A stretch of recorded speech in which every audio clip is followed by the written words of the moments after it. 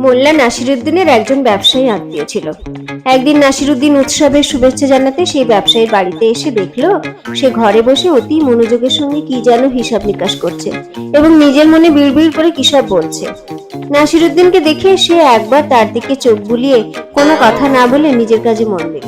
নাসিরুদ্দিন অবাক হয়ে জিজ্ঞেস করলো, ওহে, তুমি তাকিয়ে কি দেখছো আর নিজের মনে বকছো? আমি টাকা দেখছি, সেই ব্যবসায়ী বলল। টাকাই হলো আমার আত্মীয়, আমি মাঝে মাঝে এই আত্মীয়র সঙ্গে আলাপ করে থাকি, এটা আমার অভ্যাস। একথা শুনে মোল্লা নাসিরুদ্দিন আর কোনো কথা না বলে ওখান থেকে বিদায় নিল। ঘটনাচক্রে সেই ব্যবসায়ী একদিন বিপদে পড়ে নাসিরুদ্দিনের সাহায্য চাইতে এলো। নাসিরুদ্দিন তার বুকে হাত বোলাতে বোলাতে খক খক করে কয়েকবার কেশে কেশে বলল, আমি অসুস্থ, তুমি তোমার আত্মীয় টাকাকেই জিজ্ঞেস করো। এই কথা বলে সে ব্যবসায়ীকে বিদায় করলো।